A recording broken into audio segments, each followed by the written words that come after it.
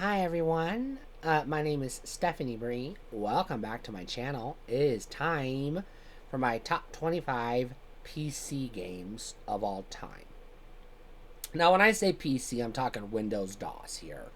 So there's no Apple IIe Plus bullshit on here. There's no fucking Commodore 64 or Amiga exclusives. This is PC.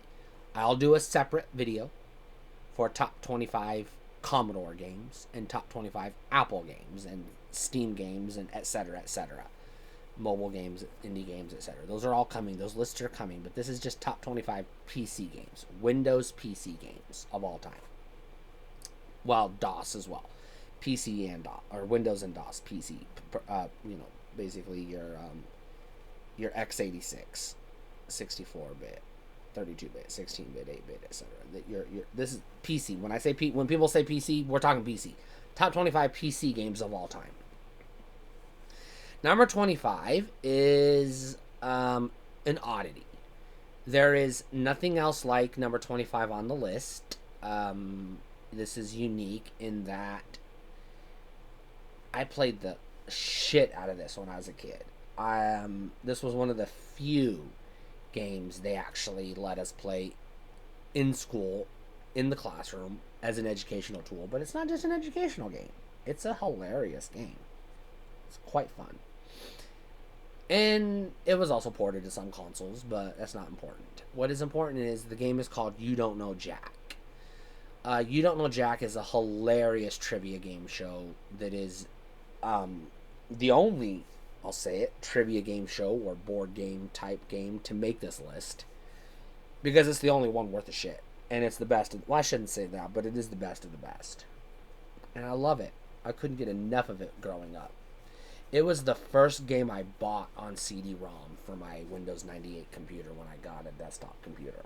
It was the very first game. I went straight to, I don't know, whatever store I went to, I can't remember, and bought. This was the first game I looked for. You Don't Know Jack. Number 24, let's build up, is Where in the World is Carmen Sandiego? Now, I also like Where in Time is Carmen Sandiego and Where in the USA is Carmen Sandiego. And there may have been others, but the reason why I picked Where in the World is Carmen Sandiego is because I'm an American and I know U.S. geography in history. I don't know world geography that much, so I liked Where in the World is Carmen Sandiego because it challenged me more, and I got to learn about different places in the world, which obviously the game is way the fuck outdated now, obviously, but it was still a lot of fun back in the day. Number 23 is a running theme. You're going to see a lot of games like this on this list. In this franchise in particular. This is Star Wars Empire at War. Empire at War is, out of all of them, my favorite strategy game. It's not really turn-based. I think it's a real-time strategy game. This is my favorite of all of them. I love Star Wars Empire at War. I played the crap out of this game when I discovered it. Number 22 is another anomaly in that no other game like it appears on the list. But this is one I played a lot back in the day. And it was one that I did buy on Windows CD-ROM for my computer. And was very happy with it. This is MechWarrior 2. Number 21, I kind of cheated. And what I mean by that is I did play this game, but I only played it on the Super Nintendo. I've never played the PC version of this game, but I can extrapolate that I would have preferred the PC version based on my experience with the Super Nintendo version. This is Civilization. I have not played any of the modern Civilizations, just the first one, and I was really good at it. I really liked it. Unfortunately, I only ever played it on Super Nintendo, and the Super NES version kind of sucks. But, I mean, it doesn't suck. I mean, the controls suck. But the game's fun, and it really got me into it. Number 20 is higher on the list than some would have put it, if even at all. It's on the list for a couple of reasons. One, as I've stated a million times, I'm a writer. I love to read. And so this is a text-based adventure game. And I love fantasy and D&D type stuff, choose your own adventure type stuff. So number 20 is Zork. Who hasn't played Zork? Yeah, I know. You haven't.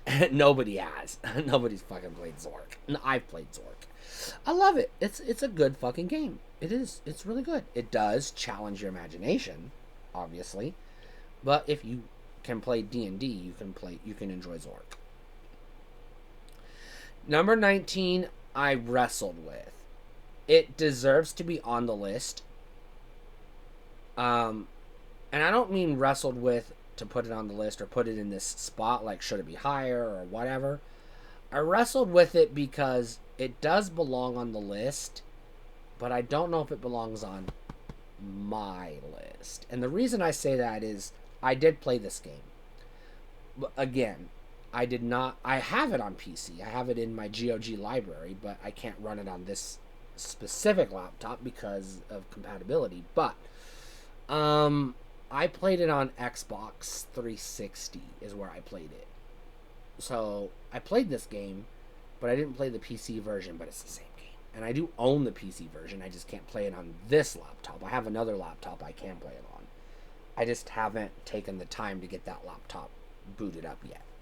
I'm working on it. The game is called Fear.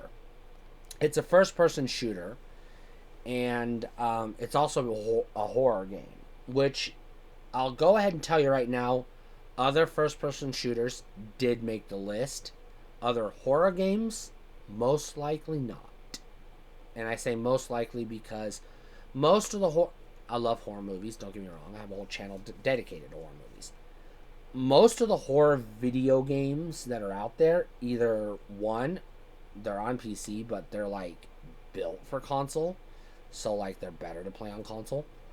Or they're too fucking scary for me. Or they're too hard for me. You know? And so I don't play a lot of horror games. So Fear is, you know, it's palatable, I'll say. Number 18 is Star Wars Rebel Assault. I had thought about putting X-Wing, or specifically X-Wing versus TIE Fighter in this spot, but I realized looking at my hours logged, I've played more Rebel Assault than I did those games, and I feel like it's just a better all-around game. So 18 is Rebel Assault. Number 17 is another first-person shooter. There's going to be a theme here. Obviously, PC games are first-person shooters. This one is unique in that it's a Western-based first-person shooter. It's called Gun. And again, I do own it on PC, the PC version on GOG. And again, can't play it on this laptop because of compatibility. But I played it on GameCube. So that's how I experienced it back in the day. Still a good game, and I will contest all day long. I will contend or assert, I'll say, that we would not have Red Dead Redemption if they hadn't done Gun first. Gun paved the way for Red Dead Redemption. And in my opinion, Gun's the better game anyways, obviously. Number 16 is another first-person shooter. 16 makes the list because I was 13 years old when I played it, and I had that 13-year-old humor, so obviously it was fun at the time, you know, for a 13-year-old. It's Duke Nukem 3D. Not the most fun or, like, greatest designed first-person shooter of all time, to be honest, but it has an element of fun to it that makes it memorable. Number 15 is another fantasy role-playing game. This is Elder Scrolls Oblivion. I played a lot of Oblivion. Again, I did back in the day. I did play it on PC. Actually, on a dedicated gaming desktop I had back in the day, built specifically to play Oblivion. mind you. But I also played it on Xbox 360, and I do own it on PS3. But not, I don't own an Xbox 360, but I do own a PS3, so I do own it on PS3. I do not own it currently on PC. So if I'm gonna play it, I'm gonna play it on PS3. But it's still a good PC game. Number 14 is Diablo. Now, I could have put Diablo 3, Diablo 4, Diablo 2, whatever. Whatever. But the original Diablo is damn fucking good. And this was the game that really, opened the door for PC fantasy horror-themed RPGs. As far as I can tell, they're the ones that do it best. I don't think I've ever played a fantasy horror RPG that is as good as Diablo. Number 13. Okay. Number 13 is one that shouldn't have made the list. You're going to say, it only made the list because it's popular. Or you're going to say, it only made the list because I played it for a bajillion hours, but I didn't. I actually haven't played this game very, very much. I've played it a little bit. Altogether, I would say altogether combined, I have maybe played 30, 40 hours of this game. Not a lot. This is not one I put a lot of time into. But you're going to accuse me of that because it is a time sink. And it's World of Warcraft. And the reason why World of Warcraft is on this list is because while I cannot afford to play it regularly, and I, again, do not have a PC that can run it currently, when I did play it, I really enjoyed it. I just didn't get to play it a lot. However, number 12 is one that I did play the crap out of. And again, this is one that I do own on PC. I also own it on PS4, sorry. PS4. And I had it back in the day on GameCube. Again, GameCube was my primary console that generation. So this is going to come up a lot. GameCube's going to come up a lot. Because, like I said, Gun was another one I had on GameCube. This is Baldur's Gate Dark Alliance. I haven't played the new one, so, forgive me. But as far as I'm concerned, of the Baldur's Gate games I have played, which is the first 3, this is the definitive Baldur's Gate. This is the best one I've played. And I really enjoyed it. Number 11, SimCity. SimCity Classic. This is one I did play on PC. I played on Windows and DOS. I played it on Macintosh. I played it on Super Nintendo. I played it on other consoles. And I played... But specifically, I don't just mean the original SimCity. Yes, that's what I'm talking about. But specifically SimCity Classic, which is a modern redesign, I guess. Reissue, if you will. Remaster? I don't know. Of the original SimCity. So I like SimCity Classic. Number 10 is Eye of the Beholder. Now, I hesitated to put Eye of the Beholder in this spot because I wanted to put Legend of Darkmoon, which is Eye of the Beholder 2. Because, in my personal opinion, I think Legend of Darkmoon is the better game. However, I think the only reason I think that is because I played it first. But I have played Eye of the Beholder more than Legend of Darkmoon. So I put Eye of the Beholder right here. Number 10. But you could swap it out for Legend of Darkmoon and it wouldn't hurt my feelings. Number 9 is going to confuse people because you're going to go, what the fuck did you just say? Because of one that I've mentioned previously on this list. And this is the original side-scrolling Apogee Duke Nukem. And you're like, wait, Duke Nukem, the original Duke Nukem, you already said Duke Nukem 3D. That was the original Duke Nukem. No, the original Duke Nukem was a side-scrolling 2D sprite-based platformer action game. Run and gun. Collect the key and exit the level. I love that game. but it's impossible to find because when you search original Duke Nukem 3D comes up because assholes don't know shit. Fucking kids. Anyways, yeah, Duke Nukem, the original. Google it. It exists. I don't know. Find it on YouTube, I guess. I don't know. Number 8 is another Elder Scrolls. This is Morrowind, and this is the definitive Elder Scrolls. I know Oblivion is more technologically advanced than Morrowind, but Morrowind is more interesting as a place, as a world to explore, and the story in Morrowind is more engaging than Oblivion. So, yeah, Elder Scrolls Morrowind is number 8. And yes, I do have this one on Steam, and I played it on PC back in the day, but I also played it on original Xbox back in the day. Yes, this was the game that I bought an Xbox to play. The one game I bought an Xbox to play. Number 7 is Star Wars Dark Forces. This is another one that I bought back in the day for my computer when it was new and played it to death. Now, Dark Forces is more or less just a reskin of Doom, basically, but it's a damn good game. Number 6 is another one that you may or may not have heard of. It's another side scroller, but it's one I played the crap out of, and I played it because I'm a Sega fan, and it's reminiscent of Sonic the Hedgehog, kind of. This is called Jazz Jackrabbit.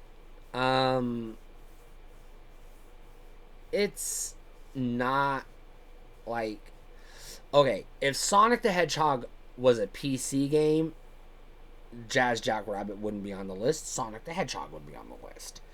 But since Sonic the Hedgehog is a console game that was ported to PC, Jazz Jackrabbit being a game that was created for PC, Jazz Jackrabbit's on the list instead of Sonic the Hedgehog.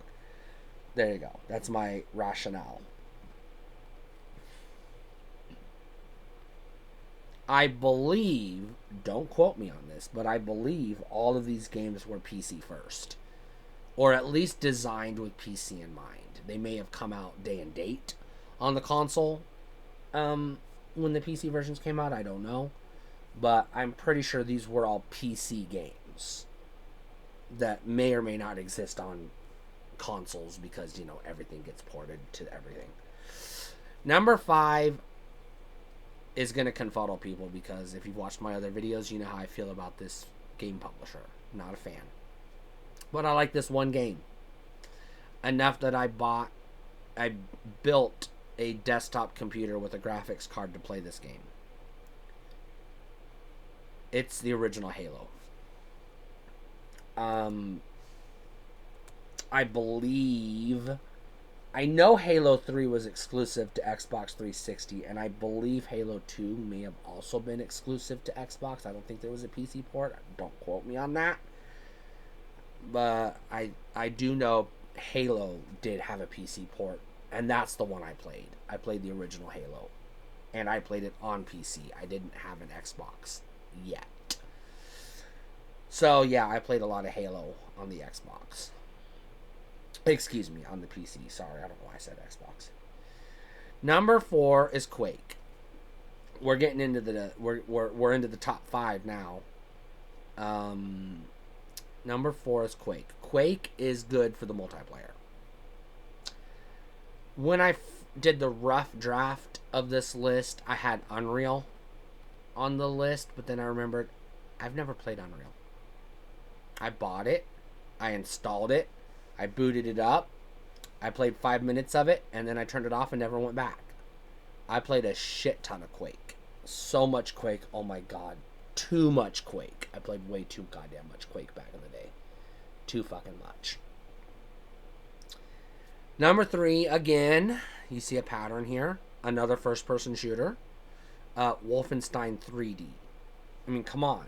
This was maybe not literally, technically the very first person shooter ever. But this was the one that put first person shooters and 3D games on the map for PCs. Wolfenstein 3D was the game that everybody played. You know, we just, couldn't get enough of this game. Likewise, number 2, Doom. Greatest fucking game of all time. Or one of the greatest fucking games of all time. Doom is a fucking classic. Doom belongs on your computer, your PlayStation, your Nintendo, your smartwatch, your fucking internet connected car, whatever. Any device that can play video games should play Doom. Doom is the game of all games. Except one. There's one game that rises above Doom. This game, number 1, this is top 25 of all time, but number 1 is in the number 1 spot. Number 2 through 25 are empty, and the rest of these actually start at 26 and go down. That's how high above all these other games number 1 is. Number 1 is so far ahead of all the rest of these games that it is single-handedly better than all the rest of them combined. Number 1 is the game I literally put the most hours into. Number 1 is the game I have the most saves of. Number 1 is the game I own the most copies of on the most consoles. It's Minecraft. Kill the suspense. Fucking love Minecraft. I can't get enough of it. God said, I want humans to enjoy life. And he gifted us Minecraft. Through an asshole, but, sometimes he does that. He uses assholes to do his work. And he gifted us Minecraft. And humanity has been blessed ever since. Take your pick. Java Edition, Bedrock Edition, PlayStation Edition, Xbox 360 Edition, Nintendo Switch Edition, Wii U Edition, Pocket Edition, Mobile Edition, blah, blah, blah, blah, blah, blah, blah. I don't care. Minecraft is Minecraft is Minecraft is Minecraft. Play it. Play it all day. Every day. Dream about it when you go to sleep. I love Minecraft.